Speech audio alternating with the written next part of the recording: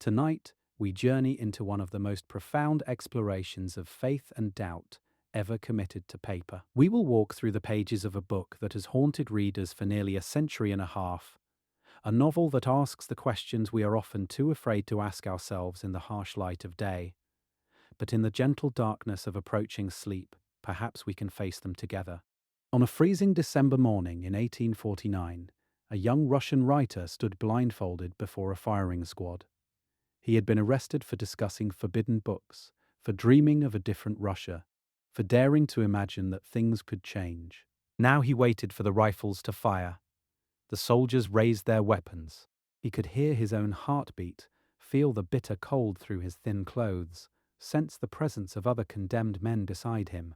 In those final seconds, as he prepared to die, something crystallized within him, a choice about what truly mattered. Then the drums rolled, the rifles lowered. A messenger arrived with word that the Tsar had shown mercy. The execution had been a cruel theatre, designed to terrify and break the spirit. The young writer would live, but he would spend the next decade in Siberian prison camps, bearing 10-pound iron shackles on his legs, discovering faith among criminals and murderers, wrestling with questions that would consume the rest of his life. And what he wrote after that moment, before the firing squad, would challenge everything we think we know about God, about suffering, about what it means to be human in a world that often seems hostile to hope. 30 years later, dying slowly from emphysema, Dostoevsky would complete his final novel. He poured into it everything he had learned about the human soul, every question that had tormented him, every glimpse of grace he had witnessed in the darkest places. He called it the Brothers Karamazov, and within its pages he constructed the most devastating argument against God ever written, and then answered it not with logic but with something far more powerful. This is not a story with easy answers. There will be no neat resolution, no philosophical proof that solves the problem of suffering once and for all. Instead, Dostoevsky offers us something more honest, more human, and ultimately more helpful. He shows us how to live with the questions, how to love despite the doubt, how to find meaning not by escaping the darkness, but by carrying a small light through it. So settle in, let your breathing slow, and allow this story of brothers and fathers, of monks and murderers, of children who suffer and saints who bow before sinners, to carry you gently forward. By the end, you may not have answers, but you might have something better. You might have company in the asking. Let us begin with the man who wrote this extraordinary book, because to understand the Brothers Karamazov, we must first understand the crucible that forged its author. The story of Fyodor Dostoevsky is itself a journey through darkness toward light, through despair toward something that might be called hope, though it is a hope that never forgets the despair from which it emerged. Fyodor Mikhailovich Dostoevsky was born in Moscow on November 11, 1821, the second son of a doctor who worked at the hospital for the poor. His father owned a small country estate and several serfs, but the family was not wealthy by the standards of the Russian nobility. They lived in cramped quarters in a hospital compound, surrounded by the sick and the dying, by poverty and desperation that would seep into the young Fyodor's imagination. His mother, a gentlewoman who loved literature and religion, died of tuberculosis when he was 15. His father, by many accounts a harsh and controlling man, grew increasingly erratic after her death. When Fyodor was 17, his father died under mysterious circumstances on the family estate. Some whispered that the serfs had murdered him, driven to desperation by his cruelty. The official cause was listed as apoplectic stroke, and no one was ever charged. But the question of patricide, of sons destroying fathers and fathers destroying sons, would haunt Dostoevsky's writing for the rest of his life. He studied military engineering in St. Petersburg, a career choice that never suited his literary temperament. After graduating, he worked briefly as a civil servant, while secretly writing his first novel. Poor Folk appeared in 1846 and was an immediate sensation. The great critic Vissarion Belinsky proclaimed the arrival of a new talent. For a brief moment, Dostoevsky tasted the intoxicating wine of literary celebrity, but he was drawn to dangerous ideas. In the intellectual ferment of mid-century Russia, young men gathered in secret circles to discuss forbidden books, utopian socialism, the dream of a more just society. Dostoevsky joined the Petrashevsky Circle, a group that met to read and debate radical Western philosophy. He may not have been a true revolutionary himself, but he was present when seditious words were spoken, when illegal pamphlets were passed from hand to hand. In April of 1849, the Tsar's secret police swept through St. Petersburg. Dostoevsky was among the 35 men arrested. For 8 months he languished in the Peter and Paul fortress, that grim prison where so many political prisoners had vanished. Then came the sentence, death by firing squad. On December the 22nd, 1849, the prisoners were taken by carriage to Semyonov Square. It was bitterly cold, the Russian winter gripping the city with merciless fingers. The men were made to kneel and kiss the cross. Their military ranks were stripped from them, their swords broken over their heads in symbolic degradation. Then they were organized into groups of 3 and led toward the execution posts. Dostoevsky was in the second group. He watched as the first 3 men were tied to wooden stakes, their eyes covered with white hoods. The firing squad raised their rifles. In that moment, he later wrote, he became acutely aware of everything. The cold air on his face, the grey sky above, the gilded dome of a distant church catching a rare ray of winter sunlight. He thought about what he would do if he could live. If by some miracle he were given back his life, he would treasure every moment. He would not waste a single second on pettiness or fear. The drummer began the execution drum roll. And then, impossibly, the drumbeat changed. The rifles lowered.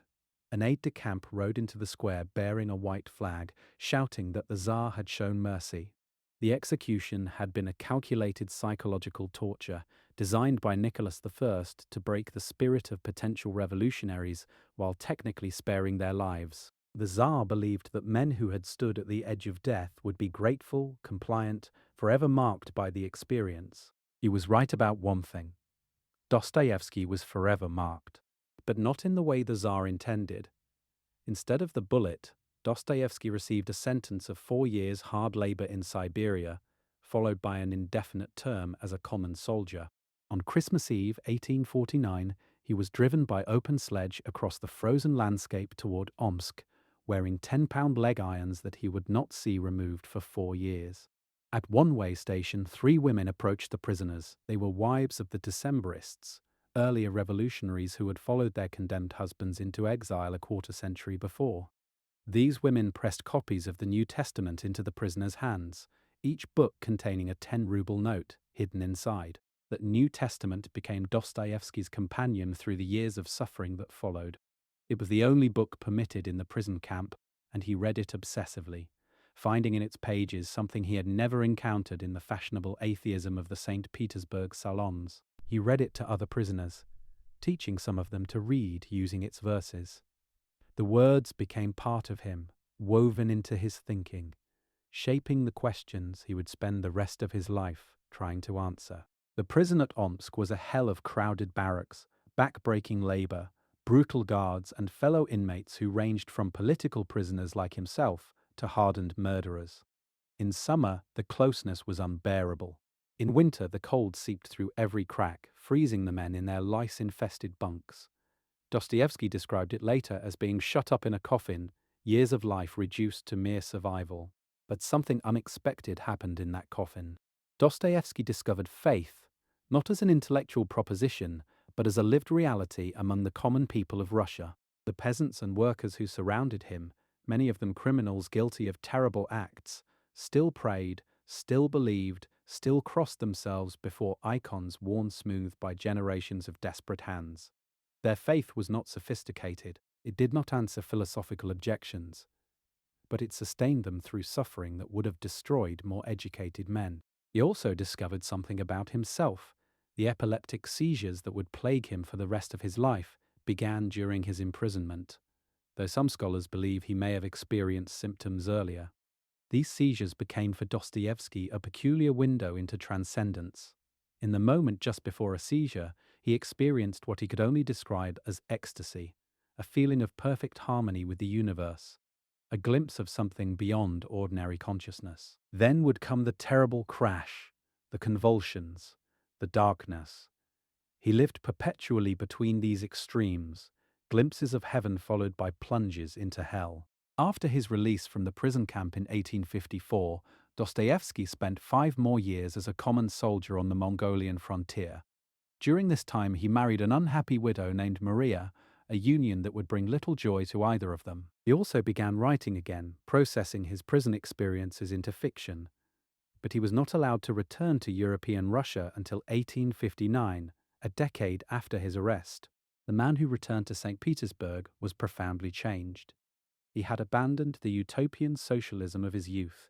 He had come to distrust the Western intellectuals who promised to remake humanity through reason and revolution. And he had become, in his own words, a child of disbelief and doubt, who nonetheless thirsted for faith like parched grass. In one famous letter, he wrote something that captures his paradoxical spiritual position. If someone proved to me that Christ is outside the truth, and that in reality the truth were outside of Christ, then I should prefer to remain with Christ rather than with the truth. This is not the statement of a man who has found easy certainty. It is the confession of someone who has chosen love over logic, who has decided that the person of Christ matters more than any philosophical proof. The years that followed brought literary triumph and personal tragedy in almost equal measure. Dostoevsky founded literary journals with his brother Mikhail, wrote Crime and Punishment and The Idiot, struggled with crippling gambling debts and the deaths of those he loved. His first wife Maria died in 1864. His brother Mikhail died the same year. He married again, this time to a young stenographer named Anna, who would prove to be his salvation, organizing his chaotic life and finances, giving him the stability to work. In May of 1878, as Dostoevsky was beginning to write The Brothers Karamazov, tragedy struck once more. His 3-year-old son Alyosha, named after his favorite saint, died suddenly from an epileptic seizure inherited from his father. Dostoevsky was devastated. He traveled to the Optina monastery seeking spiritual counsel, and what he found there would shape the novel he was creating. At Optina, Dostoevsky met the elders, monks renowned for their spiritual wisdom who received visitors seeking guidance. He observed their gentleness, their willingness to listen to anyone who came to them, their conviction that every person, no matter how fallen, could find redemption. He found the model for Father Zosima, the holy elder who would become the spiritual center of his novel. The Brothers Karamazov was serialized in a Russian literary journal between 1879 and 1880. Dostoevsky poured everything into it, his questions about God and suffering, his memories of the prison camp, his grief for his dead son, his encounters with the monks at Optina. He intended it to be the first part of a larger work, with a sequel focusing on his hero Alyosha. But that sequel was never written. On February 9, 1881, Dostoevsky died in his apartment in St. Petersburg. In his final hours, he asked his wife to read from the New Testament that had sustained him through Siberia. She opened it at random and read from Matthew, "Suffer it to be so now, for thus it becometh us to fulfill all righteousness." Dostoevsky took this as confirmation that he should not resist death, that his time had come. He gathered his children and asked them to read the parable of the prodigal son. Then he told them that whatever they did in life, however far they strayed, they should always remember that their heavenly Father would welcome them back if they returned with a repentant heart. These were among his last coherent words. Some estimates say that 30,000 people marched in his funeral procession through the streets of St. Petersburg. He was buried at the Alexander Nevsky Monastery, and his grave remains a place of pilgrimage for readers who have found in his work something that speaks to the deepest questions of human existence. Now that we understand the man, let us enter his final masterpiece. The Brothers Karamazov is, on the surface, a murder mystery. An old man is killed, and the question of which son murdered him drives the plot toward its conclusion. But the murder is almost incidental to the real concerns of the novel, which are nothing less than the existence of God, the nature of human freedom, and the possibility of redemption in a world saturated with suffering. The story centers on the Karamazov family, a clan defined by what Dostoevsky calls the Karamazov baseness, a powerful life force that can express itself as creative passion or destructive lust depending on how it is directed. The father, Fyodor Pavlovich Karamazov, represents this force at its most corrupt. He is vulgar, greedy, lustful, and cruel, a man who has devoted his 55 years of life entirely to the satisfaction of his senses, with no thought for anyone he betrays or hurts. Fyodor Pavlovich has fathered 4 sons by 3 different women, though he has never truly been a father to any of them. Each was abandoned in childhood, raised by relatives or servants, left to find their own way in a world made more difficult by their father's neglect. Now, as the novel opens, circumstances have brought them together in the provincial town where the old man lives, and their long-deferred reckoning with each other and with him is about to begin. The eldest son is Dmitri, called Mitya by those who know him. He is 28 years old, a soldier by profession, passionate and impulsive by nature. In him, the Karamazov baseness burns most visibly. He is capable of great generosity and great violence, of selfless devotion and shameless self-indulgence. He has come to town to claim an inheritance that his father has withheld from him, money left by his mother that the old man has effectively stolen. But the dispute over money is entangled with a more dangerous conflict. Both father and son desire the same woman.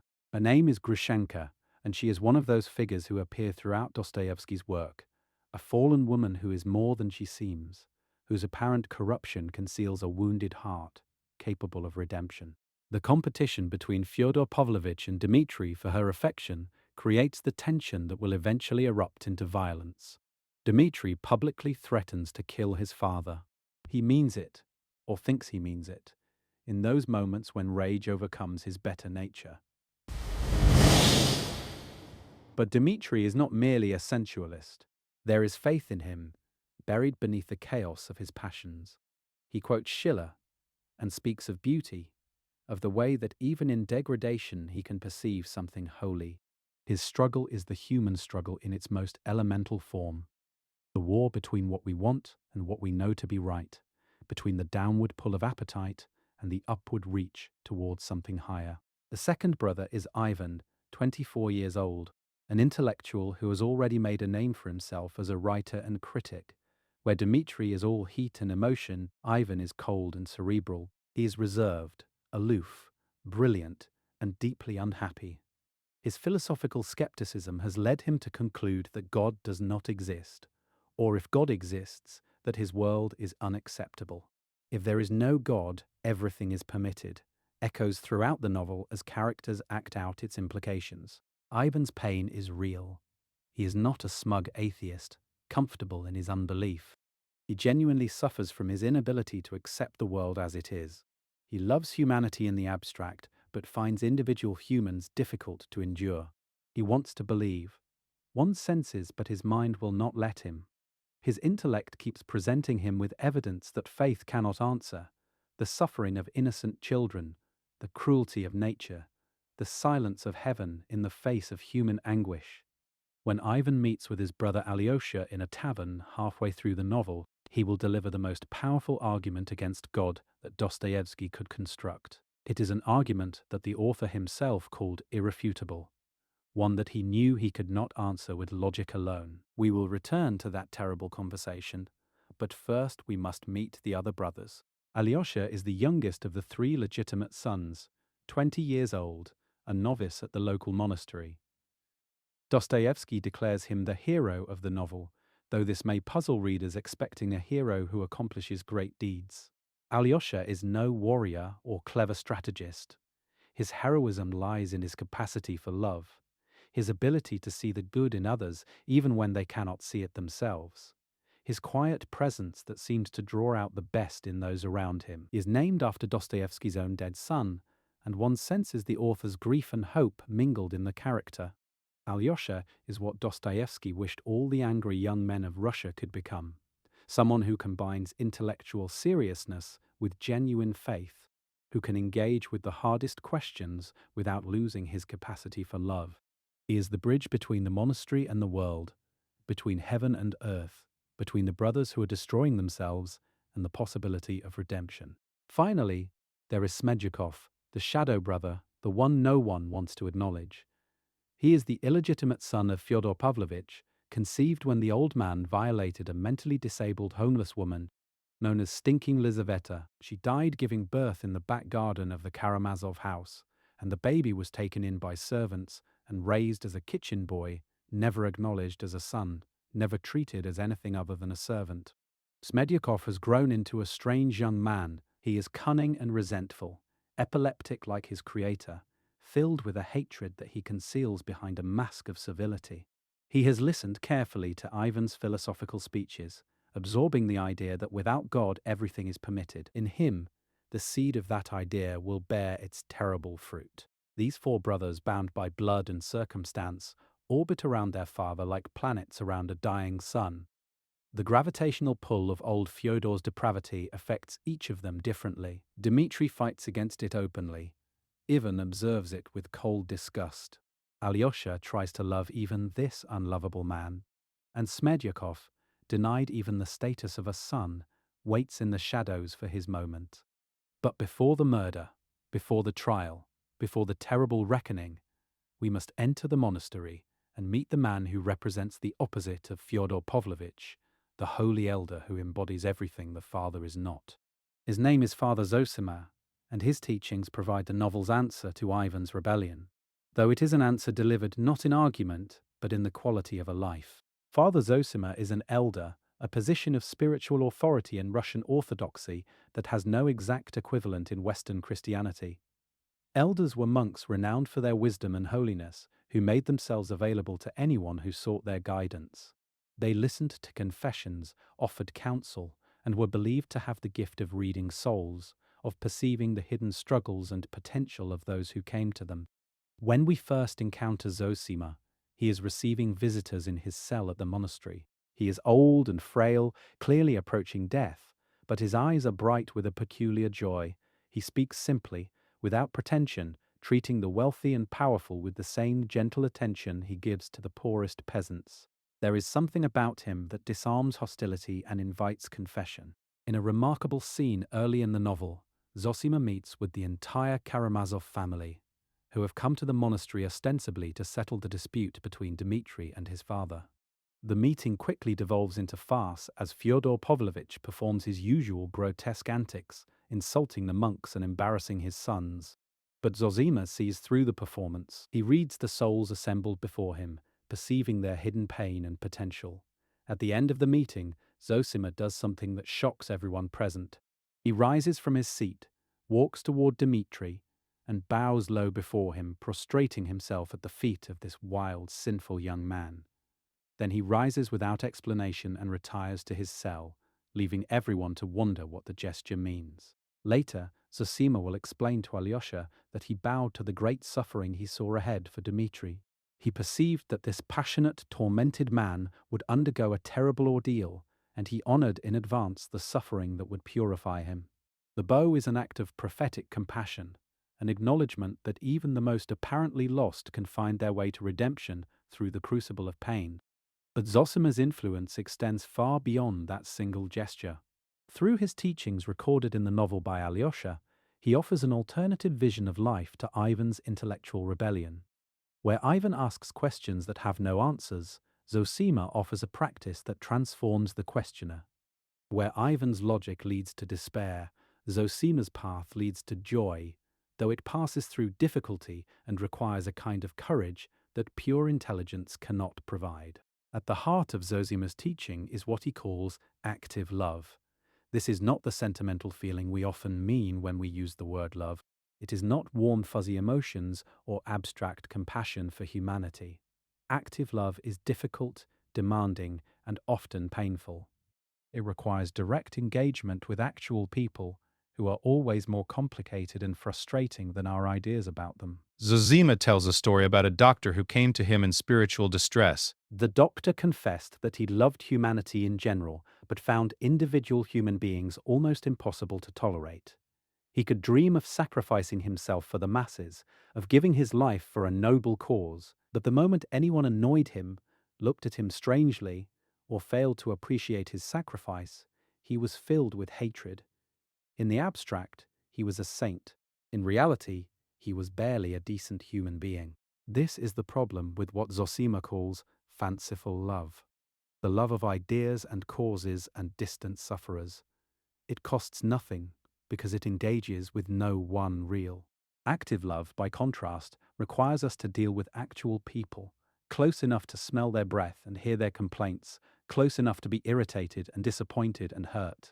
In comparison to fanciful love, Zosima says, active love is a cruel and frightening thing, but it is the only kind of love that can change anything, the only kind that can heal the wounds of a broken world.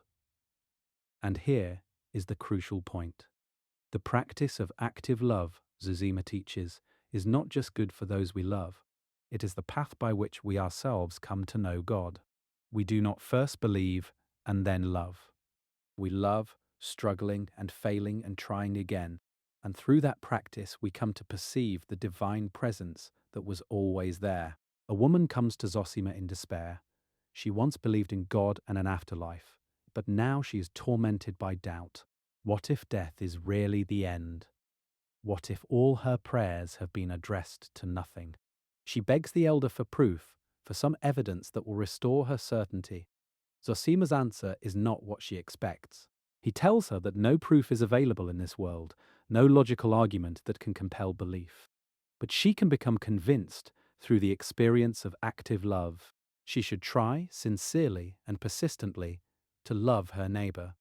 She should not worry about grand gestures or distant beneficiaries. She should start with whoever is at hand, the family members who annoy her, the neighbors she would rather avoid, the servants she barely notices. If she can learn to love actively and insatiably, she will eventually become convinced of God's existence and of the immortality of her soul. Doubt cannot survive in the presence of genuine love. This teaching connects to another of Zosima's central themes, the command to kiss the earth and love it with an unceasing, consuming love. Zosima invites us to fall down and press our lips to the ground, to water the soil with tears of joy, to feel ourselves connected to all of creation. This is not pagan nature worship, but something deeper, the recognition that God is present in matter, that the physical world is not a prison from which spirit must escape, but a garden in which the divine has chosen to dwell. The incarnation, the Christian teaching that God became flesh in Christ, means that matter itself has been sanctified. To love the earth is to love what God loved enough to enter. To kiss the ground is to acknowledge our kinship with everything that lives and dies and returns to the soil from which it came. We are not spiritual beings trapped in physical bodies. We are earth creatures, dust animated by breath, called to find heaven not by transcending our nature, but by fully inhabiting it. This leads to perhaps Zosima's most challenging teaching, the doctrine of universal responsibility. Everyone, he declares, is responsible for everyone else. Every sin affects the whole of humanity. Every act of love ripples outward to touch souls we will never meet. We are not isolated individuals, each responsible only for our own choices. We are threads in a fabric, notes in a symphony, members of one body in which the pain of one is the pain of all. Ivan Karamazov, as we will see, argues that without God, there is no basis for morality, that individuals are responsible only for themselves. Zosima offers the opposite vision. We are responsible not only for our own sins, but for the sins of others. When someone does evil, we must ask what we failed to do that might have prevented it. When suffering occurs, we must recognize our connection to both the sufferer and the one who caused the suffering. This is not guilt in the neurotic sense, but the recognition of interdependence, the acknowledgement that no one is saved alone. Zosima's hell is not a place of physical torment, but a state of spiritual isolation. Hell, he says, is the suffering of being unable to love. Those who have cut themselves off from love, who have turned inward in selfishness and resentment, who have refused the call to connection, find themselves after death in a condition of terrible loneliness. They can no longer love because they have atrophied the capacity through long disuse. They see others loving and being loved, and their only response is hatred and accusation. This vision of hell is actually more terrifying than fire and brimstone because it suggests that we create our own damnation through our choices. No external judge sentences us. We sentence ourselves by becoming the kind of people who cannot bear love, who would experience heaven itself as torture because it is a place of infinite connection and we have made ourselves incapable of connecting. But Zosima is no grim moralist. His teachings are saturated with joy, with what he calls the gift of gladness. He tells his followers that life is paradise, that we could experience it as paradise right now if we would only recognize the truth. The fall is not a one-time event in a distant garden. It happens every moment we turn away from the joy that is our birthright. And redemption is not something we wait for after death. It begins the instant we turn back, the moment we open our eyes to the glory that surrounds us. This teaching about paradise might seem naive or even cruel when confronted with the realities of suffering. How can life be paradise when children are tortured and innocence destroyed? Zosima does not deny the suffering. He has seen it himself, in his years as a soldier, before becoming a monk, in the faces of those who come to him seeking guidance. But he also knows something else. He knows that beauty persists alongside the horror. He knows that love survives in the most unlikely places. He knows that even in the midst of suffering, there are moments when the veil thins and we glimpse something beyond ourselves, something that sustains and redeems even what cannot be explained. On the morning before his death, Zosima tells the story of his older brother who died young of tuberculosis. In his final weeks, the brother underwent a transformation. He became radiant with joy, apologizing to the servants, asking forgiveness from the birds outside his window, proclaiming that every creature is responsible for all others. The doctors thought he was delirious, but Zosima saw the truth. His brother had glimpsed what life could be, what life is, beneath the veil of our habitual blindness. This is what Dostoevsky offers through Zosima, not an argument, but a vision, not a proof, but a practice. The elder does not defeat Ivan in debate. He offers an alternative way of being in the world, one that cannot be grasped by intellect alone, but must be lived into. As we settle deeper into this night's contemplation, let that alternative settle into us. The possibility that love is not just a feeling, but a discipline. That joy is not just a mood, but a practice. That the earth beneath us and the darkness around us are not emptiness, but presence, waiting to be recognized. Before we turn to Ivan's devastating argument, let us pause to consider what Dostoevsky was attempting in his final work.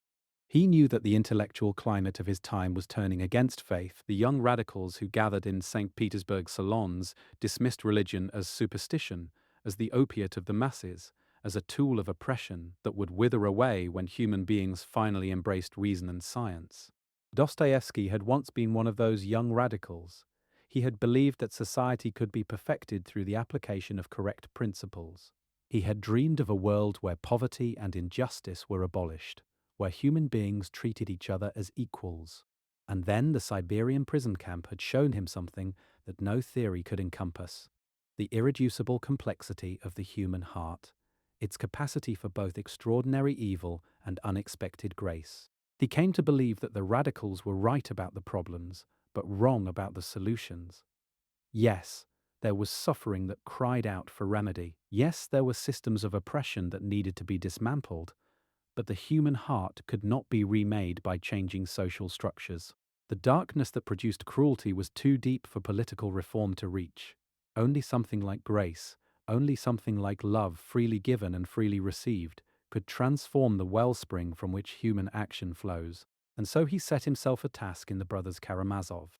He would construct the strongest possible case against faith, give voice to doubts that he himself had felt, acknowledge the full weight of the evidence against a loving God. And then he would answer that case not by refuting it logically, but by showing what a life lived in faith could look like, how love might persist even when reason counseled despair. This is why the chapters we are about to explore were so important to him. In Rebellion and the Grand Inquisitor, he would let Ivan speak with full force, holding nothing back, presenting arguments that Dostoevsky himself called irrefutable. He would not stack the deck by making Ivan a fool or a villain. Ivan would be sincere, brilliant, deeply moral in his own way. His rebellion against God would come not from wickedness, but from compassion, from an inability to accept that innocent suffering could serve any purpose, however divine. Now we must turn to the heart of darkness, at the center of this novel. We must enter the tavern where Ivan and Alyosha sit, across from each other, and we must hear Ivan's case against God. Dostoevsky considered these chapters, which he titled Rebellion and the Grand Inquisitor, to be the most important in the entire novel. In them he gave the devil his due. He constructed the strongest possible argument against the faith he himself held, an argument he called irrefutable, knowing that his answer would have to come from a different place than logic. Ivan begins by telling Alyosha that he loves life. This is important. We are not dealing with a nihilist who finds existence meaningless. Ivan cherishes the sticky little leaves that emerge in spring, the blue sky, the faces of people he loves. He wants to live to 30 at least, even if his logical mind tells him that existence is absurd. There is something in him, something he calls the Karamazov thirst for life, that persists despite everything his reason concludes. But he cannot accept God's world. It is not that he denies God's existence. Like many serious thinkers, he finds the arguments for and against equally inconclusive. What he cannot accept is the way the world is arranged. Even if God exists, even if there is some ultimate meaning to the suffering we see around us, Ivan refuses to participate. He will return his entrance ticket to this cosmic drama because the price of admission is too high. The price is the suffering of innocent children. Ivan has been collecting stories from the newspapers, accounts of cruelty to children that he presents to his saintly brother one by one. A 5-year-old girl, hated by her parents, is beaten and locked in an outhouse through freezing nights to stand in her own excrement. A general sets his dogs upon a peasant boy who accidentally injured one of the hounds, tearing the child apart before his mother's eyes. These are not fictional examples Dostoevsky invented. They came from actual news reports. The author was drawing on documented horrors. Why children? Ivan asks. Adults can be said to have earned their suffering. They have eaten the apple, as he puts it. They have committed sins that might justify punishment. But what have children done? What solidarity in sin could they possibly have? They have not yet lived long enough to deserve anything. Their suffering is pure, unmerited agony that cannot be explained by any theory of moral education or divine justice. And here Ivan makes his devastating move. He knows that believers offer various explanations for suffering. Some say it is necessary for the development of moral character. Some say it is the price of human freedom. Some say it will all be redeemed in heaven, that one day we will understand and accept the reasons for our pain. Ivan rejects them all. Even if it is true, he says, that suffering is necessary for the fullness of knowledge, even if we could not know good without experiencing evil, he does not want knowledge at such a price. The whole world of knowledge is not worth that child's prayer to dear God. He is not saying the theodicy is false. He is saying that even if it is true, it is morally unacceptable. No future harmony, no ultimate reconciliation, no cosmic meaning can justify what has been done to these children. This is a crucial distinction. Ivan is not an atheist arguing that God does not exist. He is what we might call an anti-theist, someone who refuses to accept God even if God exists. He returns the ticket. He opts out of the entire project. He will not purchase eternal harmony with the tears of tortured children, and he will not agree to any scheme in which the mother of a murdered child is expected to forgive the murderer, to embrace him in some final reconciliation. Then Ivan asks Alyosha a question that goes to the heart of the matter. Imagine, he says, that you are creating a world with the object of making all beings happy in the end. But to achieve this, you must torture to death just one tiny creature, one little girl, beating her breast with her fist in the dark and cold. Would you consent to be the architect on those conditions? Alyosha softly says no. He would not consent. And this is Ivan's point. Even the most devout believer, confronted with the actual suffering of actual children, cannot say yes to a universe built on such foundations. Whatever we affirm in our theology, something in us recoils from the price. But wait, Alyosha objects. There is one who can forgive everything, who gave his innocent blood for all. Surely Christ makes a difference. It is as if he expects this answer to settle the matter, to provide the resolution that his brother's argument demands. Ivan has been waiting for this. He tells Alyosha that he has not forgotten Christ. In fact, he has composed a poem, a story that he calls The Legend of the Grand Inquisitor. In it, he will show what he thinks of Christ's solution to the human problem. The legend is set in Seville, Spain, during the darkest days of the Inquisition. The day before, 100 heretics were burned at the stake in a great auto-da-fe, a ceremony of faith in which the church demonstrated its power over souls and bodies. Now, in the heat of the afternoon, a figure appears in the streets. He says nothing, but the people recognize him. It is Christ returned to earth after 15 centuries. He moves through the crowd, healing the sick, blessing the children. When a funeral procession passes carrying a dead girl, he raises her from the coffin with 2 words. The people weep and fall at his feet. But watching from the steps of the cathedral is an old man in the rich robes of a cardinal, the Grand Inquisitor himself. 90 years old, tall and straight, with a withered face and sunken eyes that still burn with intensity. The Inquisitor has Christ arrested and thrown into a dungeon. That night he comes to the cell alone, carrying a lamp. He sets it down and looks at his prisoner for a long moment. Then he begins to speak. What follows is a monologue that takes up an entire chapter, one of the most extraordinary passages in all of literature. A speech in which the Inquisitor explains to Christ why the Church has found it necessary to correct his work. The Inquisitor's argument centers on the 3 temptations that Satan presented to Christ in the wilderness. Turn these stones to bread, throw yourself from the temple, and let angels catch you. Bow down to me, and I will give you all the kingdoms of the earth. Christ rejected all 3, and in doing so, the Inquisitor claims, he doomed humanity to a freedom it cannot bear. Consider what each temptation represented. The first was the offer to satisfy human beings' earthly needs, to give them bread before anything else. Christ refused because he wanted people to follow him freely, not because they were bribed with food. But the Inquisitor argues that most people are not strong enough for such freedom. They need bread first. They will trade their liberty for a full stomach. And who can blame them? The second temptation was the demand for miracle. Throw yourself down and be caught by angels. Give people a sign they cannot doubt, a proof that will compel belief. Christ refused because he wanted faith freely given, not faith extorted by spectacle. But again, the Inquisitor insists, most people need miracles. They need something concrete to believe in, something visible and unmistakable. They are not strong enough to believe without proof. The third temptation was the offer of earthly authority, the power to rule over all nations. Christ refused because his kingdom was not of this world. But people, says the Inquisitor, long to be united under a single power. They want someone to worship together, something to bow down to that is beyond dispute. They need authority to tell them what to do, to relieve them of the terrible burden of choice. The Church, the Inquisitor explains, has accepted what Christ refused. It has corrected his work.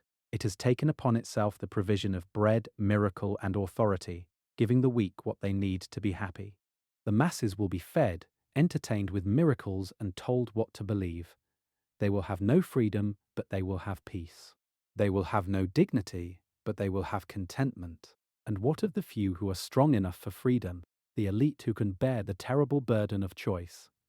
They will rule in secret, knowing the truth, knowing that the whole edifice is built on a lie. They will suffer so that the masses can be happy. Only we who keep the mystery, the Inquisitor says, only we shall be unhappy. This is Ivan's vision of the Church, but it is more than that. It is his vision of what happens when idealists try to save humanity. They end up enslaving it, because they discover that most people do not want to be free. They want to be comfortable. They want to be told what to do. The Grand Inquisitor is not a villain in any simple sense. He genuinely believes he is serving humanity by taking from them a freedom they cannot handle. His paternalism is monstrous, but it is motivated by a kind of love. The same love that Ivan feels for humanity in the abstract. Throughout this long monologue, Christ says nothing. He simply looks at the old man with gentle, penetrating eyes. The Inquisitor works himself into a passion, accusing Christ of abandoning humanity, of demanding more than human nature can deliver, of loving humanity too much to help it in the only way that would actually work. Finally, the speech ends. The Inquisitor waits for some response, some defense, some argument. Instead, Christ rises, approaches him, and kisses him gently on his bloodless 90-year-old lips. The kiss glows in the Inquisitor's heart, but he opens the cell door and tells Christ to go. Go, and come no more, come not at all, never. And Christ goes out into the dark alleys of the city, disappearing into the night. What does the kiss mean? This question has occupied readers and scholars for over a century. Dostoevsky does not tell us directly, allowing the silence to speak for itself. But consider what kind of answer it represents. It is not a logical refutation. It does not defeat the Inquisitor's argument point by point. It does not explain why children suffer or why God permits evil. It transcends the argument entirely, moving to a different plane where the categories of debate no longer apply.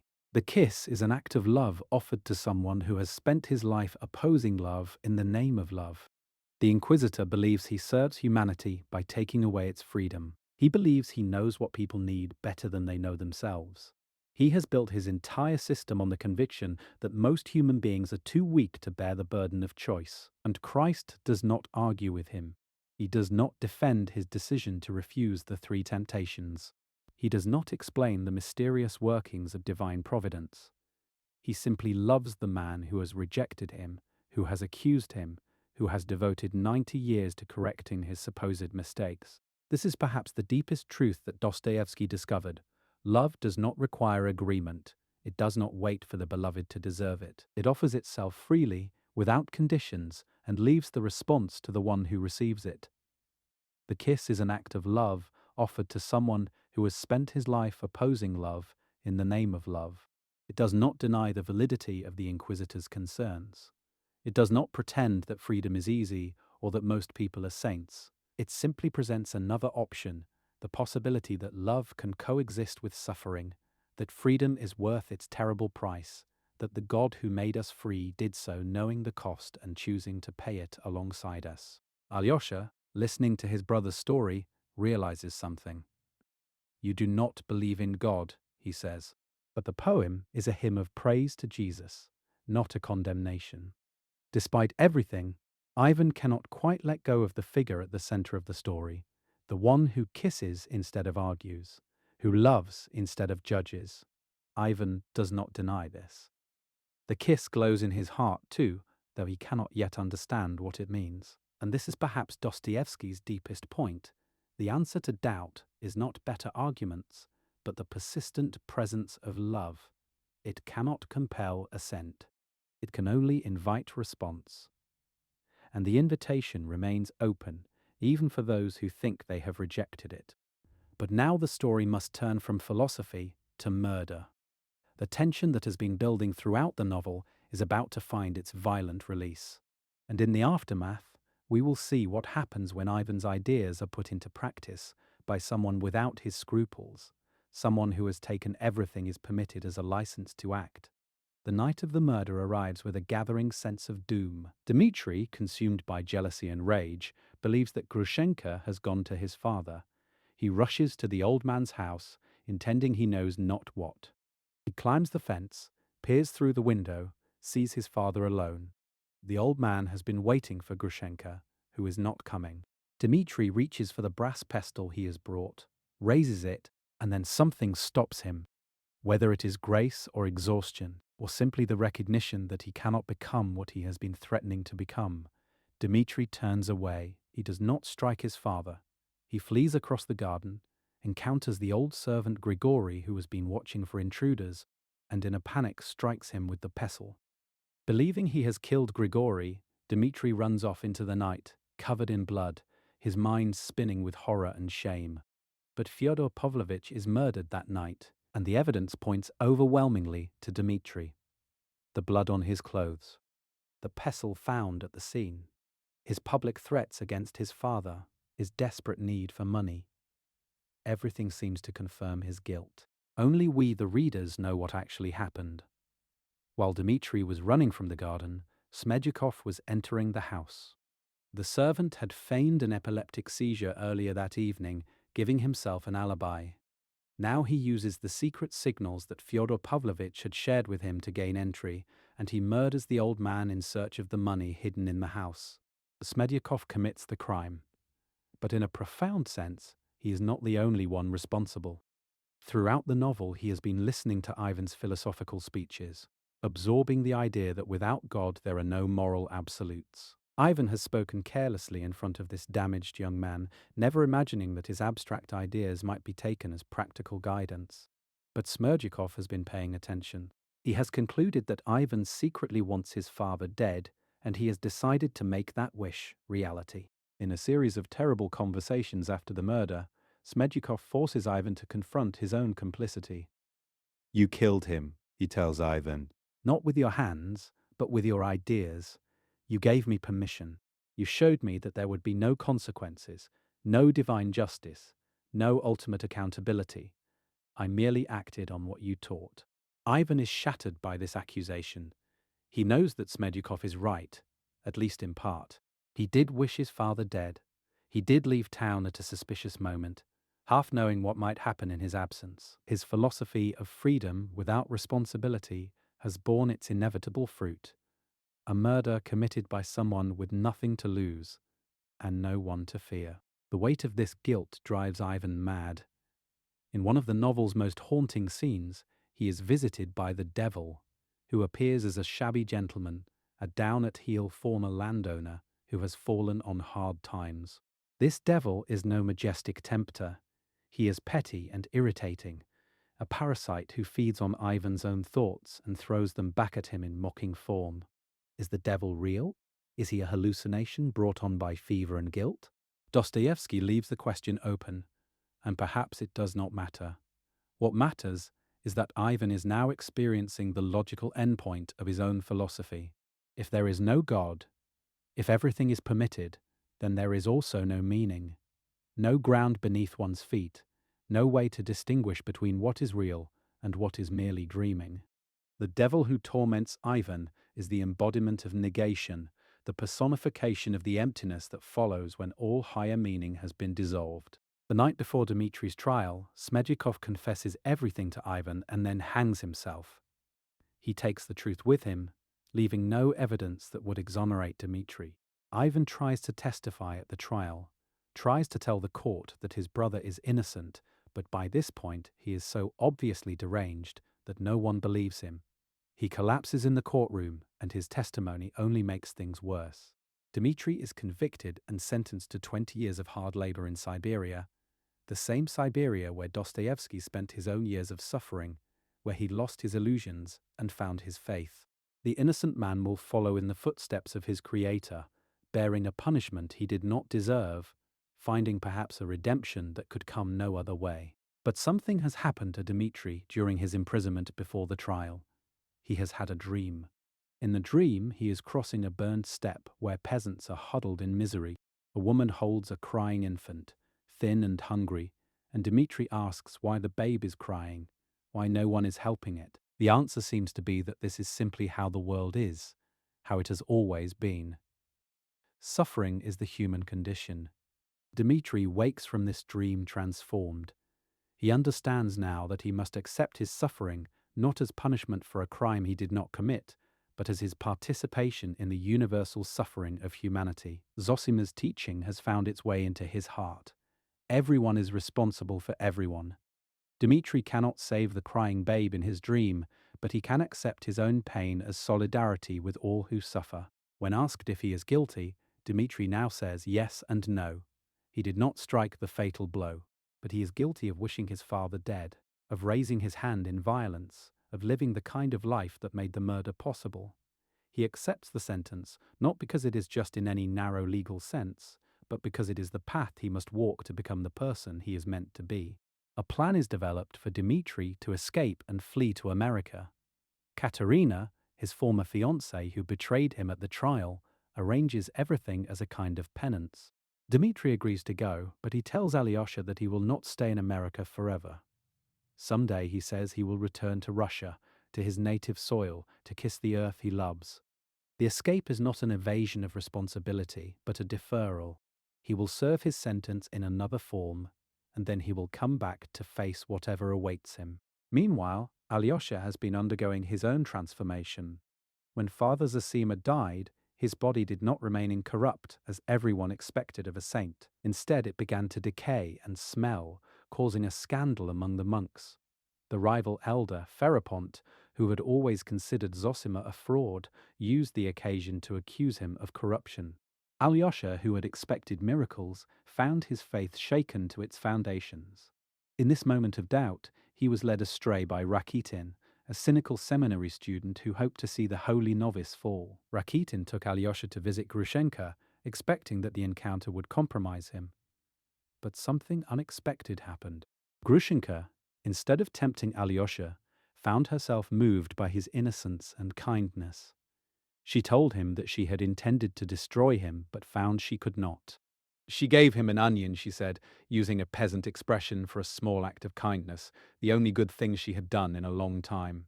That night, Alyosha returned to the monastery to keep vigil over Zosima's body.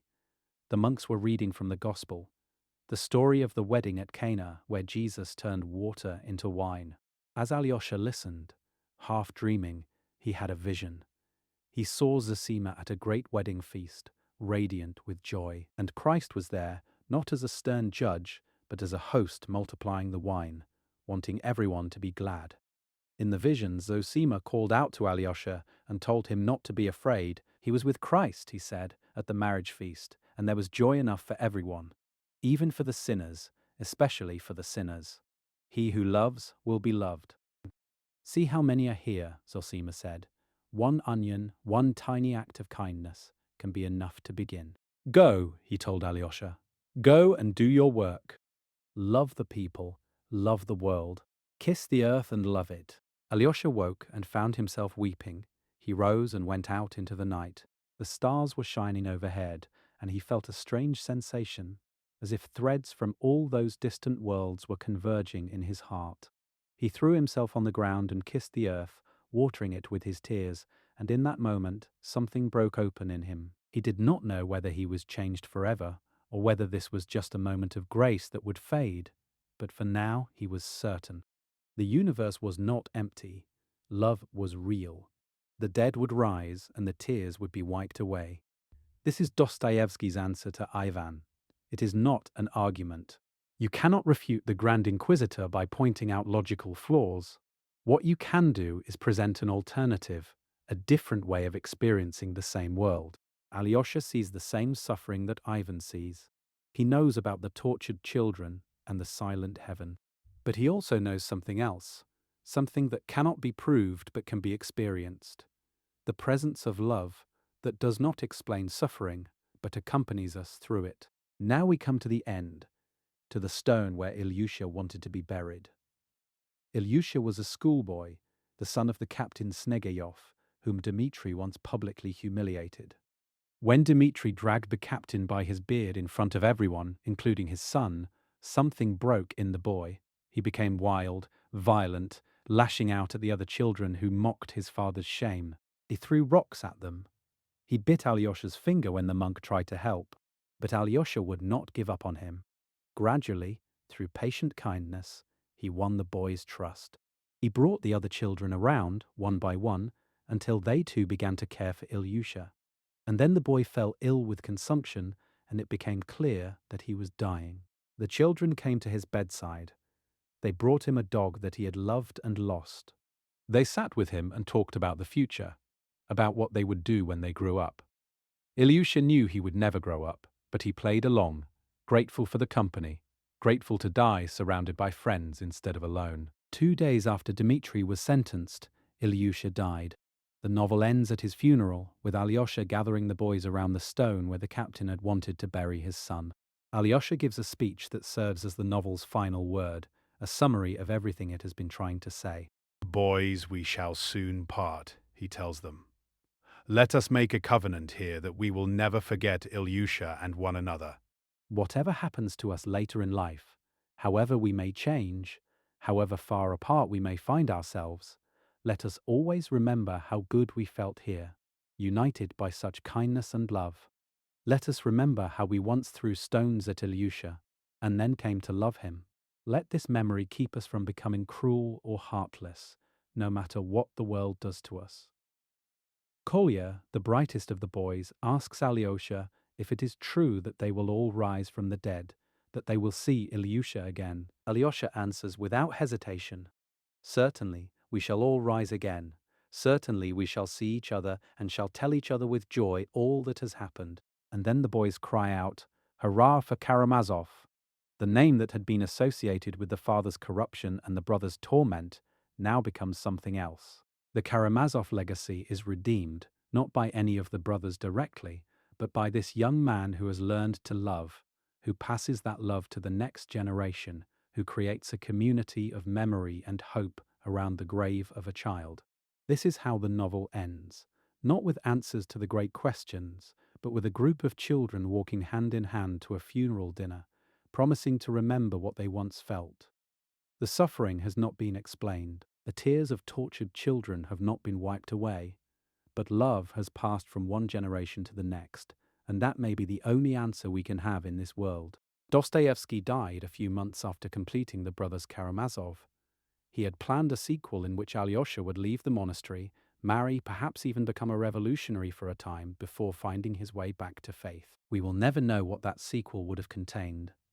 But perhaps it is fitting that the story ends where it does, with Alyosha still young, still hopeful, still surrounded by the children who will carry his teaching forward.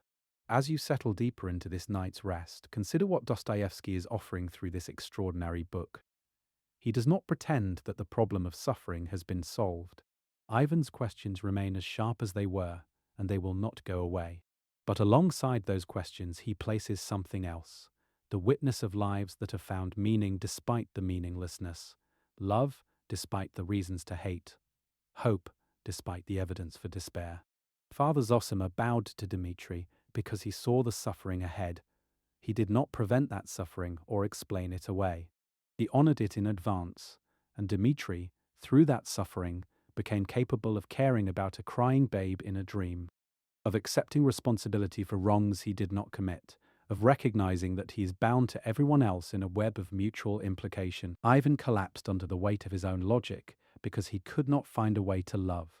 His mind was sharp enough to expose every contradiction in the religious worldview, but it could not show him how to live with the contradictions that remain when religion is removed. The devil who tormented him was his own creation, the negation that follows when affirmation has been systematically destroyed. Alyosha kissed the earth and found himself connected to everything that lives. He did not reject his brother's questions. He simply discovered something else: a presence that arguments can neither prove nor disprove, a love that persists even when all the reasons for love have been counted and found wanting. The Brothers Karamazov asks us to consider what we would build our lives upon. Will we insist on understanding before we consent to love? Will we wait for proof before we begin to practice compassion? Or will we risk beginning before the answers come, trusting that the questions may never be fully resolved, but that the practice of love might be its own kind of answer? Dostoevsky knew that many would find this unsatisfying. The modern mind wants explanations, not exhortations. It wants theories, not practices. It wants to be convinced before it will consent to be transformed. But he also knew that this demand for prior certainty might itself be the problem. The refusal to step into the water before you know how deep it goes. The kiss that Christ gives the Grand Inquisitor is not an argument, it is an invitation. The tears that Alyosha sheds on the earth are not proofs, they are prayers. The promise the boys make at Ilyusha's stone is not a theorem, it is a covenant. These are different kinds of knowing, and they require different kinds of evidence. Perhaps as you drift towards sleep, the edges of the questions may soften a little. The world may not be as solid as it seemed when you were fully awake. In that liminal space between consciousness and dreaming, other possibilities may present themselves. Not answers exactly, but openings. Not proofs, but intimations. If you would like to continue exploring these deep questions with us, please consider subscribing to the channel and sharing these contemplations with others who might find solace in them. There are many more evenings of wisdom ahead, many more voices from across the centuries who have wrestled with the same mysteries that haunt us still.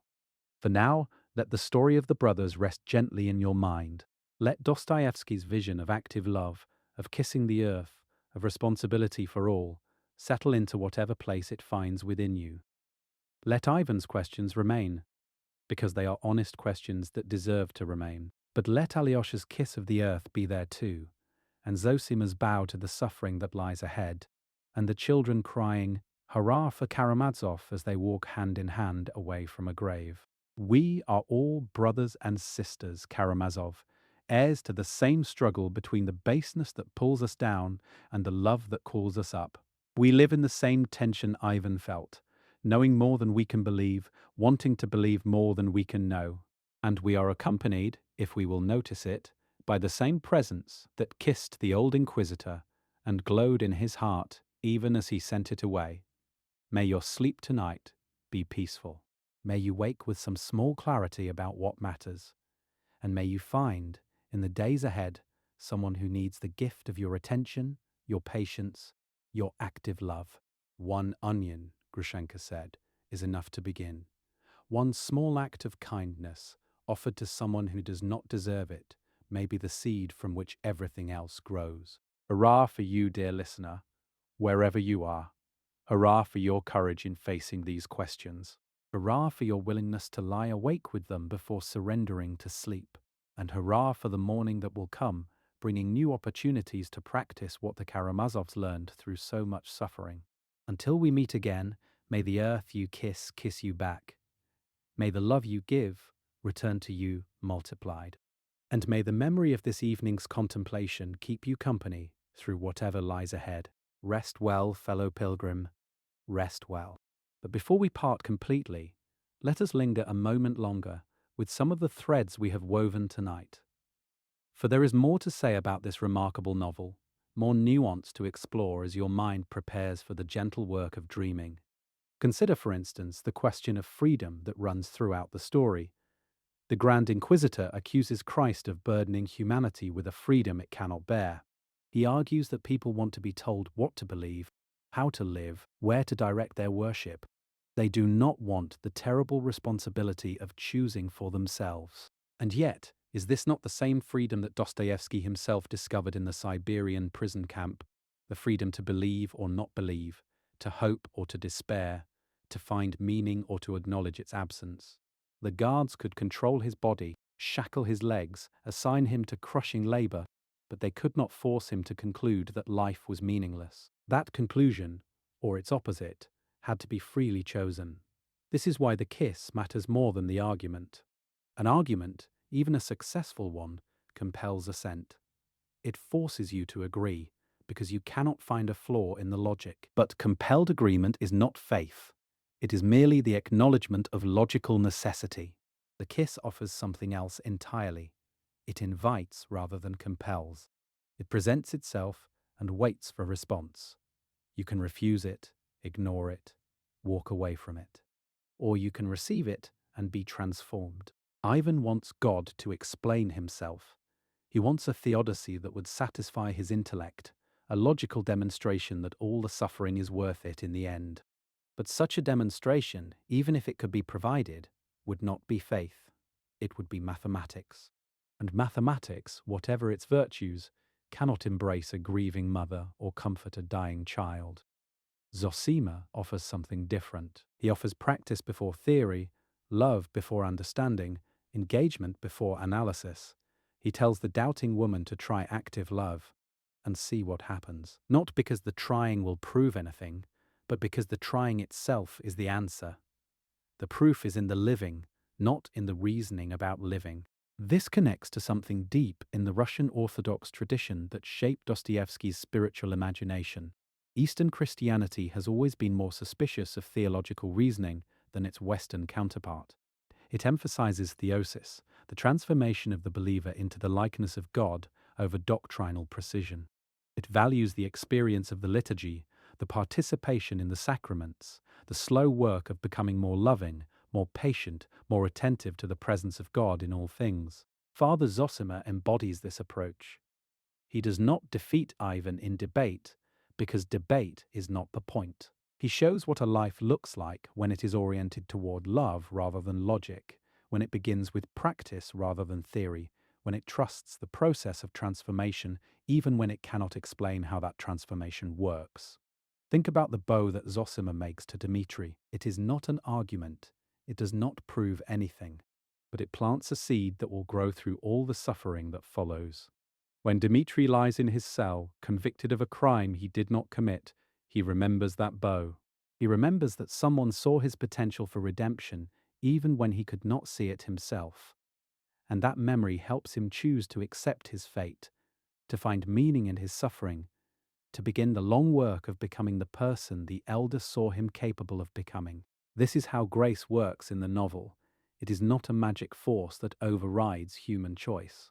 It is a gentle presence that accompanies human beings through their choices, offering itself at every turn, waiting to be received.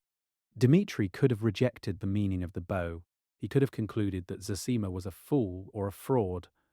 Many people in the novel do exactly that. But he chose to receive it, and that choice made all the difference. Similarly, Alyosha's vision at Zosima's coffin does not prove anything about God or the afterlife. Someone else might have the same experience and dismiss it as a grief-induced hallucination. But Alyosha chooses to receive it as genuine, as a glimpse of something true. And that choice shapes everything that follows. His ability to remain faithful despite his doubts, his capacity to continue the work of active love, even when the evidence seems to favor despair. The choice is always present, Dostoevsky suggests. At every moment, we are deciding whether to open ourselves to grace or to close ourselves against it. We are deciding whether to practice love or to wait for proof that love is warranted. We are deciding whether to kiss the earth or to stand apart from it in judgment. This brings us back to the children at Alyosha's grave. They are young enough that these choices are still relatively fresh. They have not yet accumulated the weight of cynicism and disappointment that makes it so hard for adults to begin again. But they are already learning. They learned cruelty when they threw stones at Alyosha. They learned compassion when they came to visit him on his deathbed. They learned that the same person can be capable of both, that the choice between them is renewed every day. Alyosha's speech at the stone is about memory, about holding on to the moment when they chose compassion. He knows that life will test them. He knows that they will face temptations to cruelty, to indifference, to the comfortable numbness that passes for adulthood in a fallen world. But if they can remember this moment, if they can recall how it felt to love Alyosha and to be loved by him, that memory might serve as an anchor. It might call them back when they have drifted too far. Memory is crucial for Dostoevsky. The Brothers Karamazov is full of memories. Zosima's memories of his brother's transformation, Dmitri's memories of his mother's suffering, Ivan's memories of the newspaper stories about abused children. These memories shape the present, for good or ill. They can poison us with resentment or heal us with gratitude. They can trap us in the past or free us to create a different future.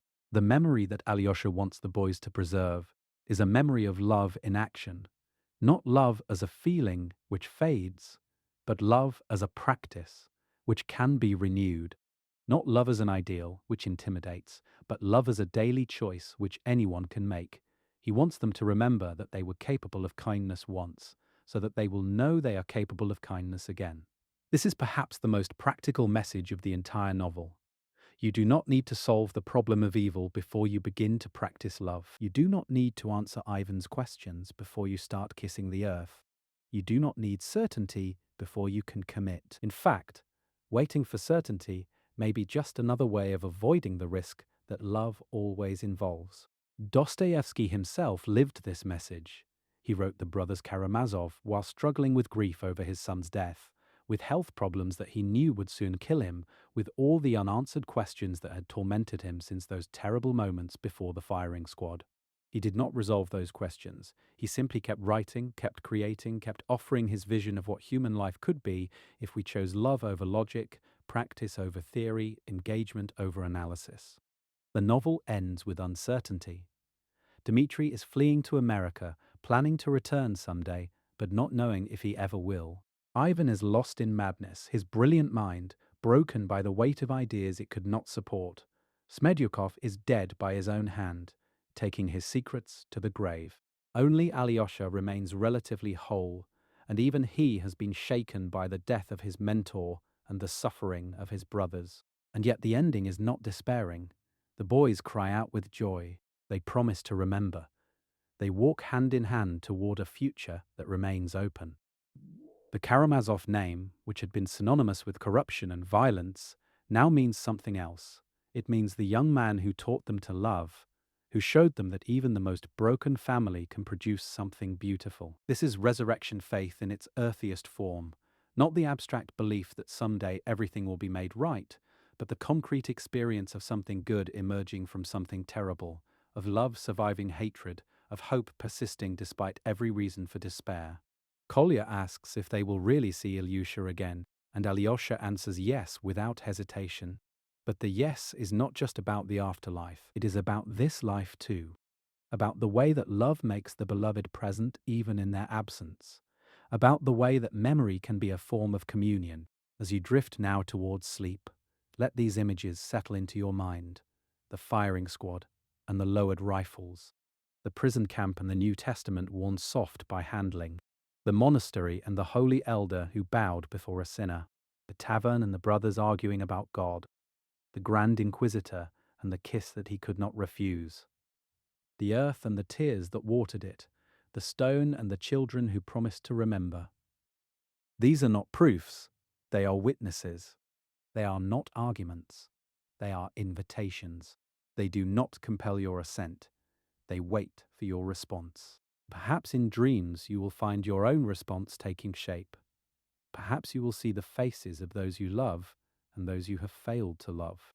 Perhaps you will feel the weight of the questions that Ivan asked and the lightness of the kiss that Christ offered.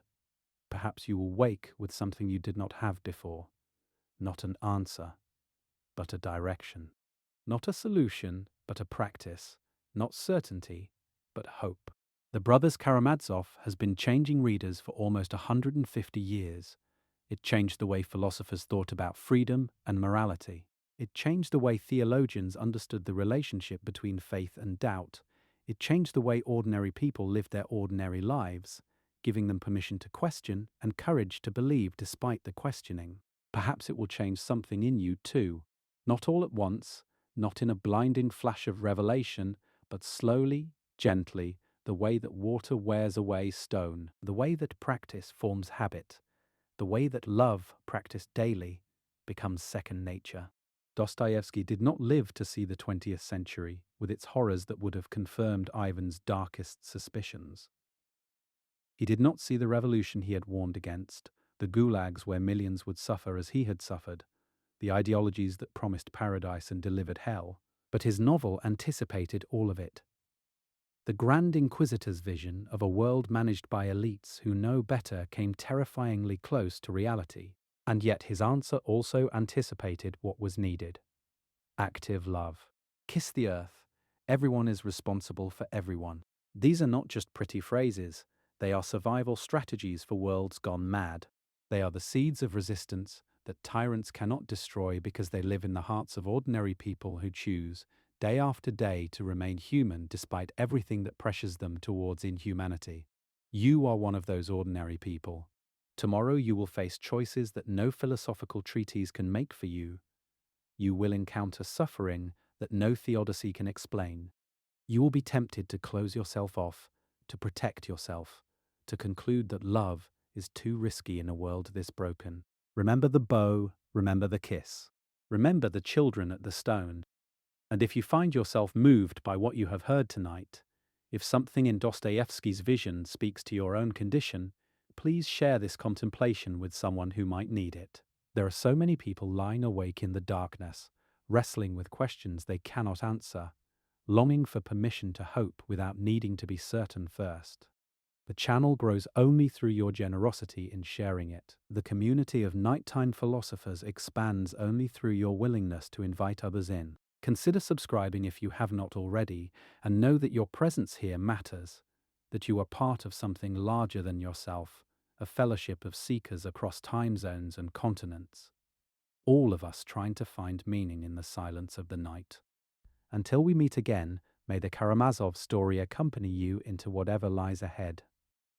May Ivan's questions sharpen your honesty, and may Alyosha's answers soften your heart. May you find in yourself the capacity for active love that Father Zosima taught, and may you discover, as Dmitri discovered, that suffering can become a doorway to compassion. Hurrah for you, dear listener. Hurrah for your searching and your hoping and your patient listening through this long night. Hurrah for the morning that awaits, with its new opportunities to practice what you have contemplated. Sleep now, sleep well, and rise to love again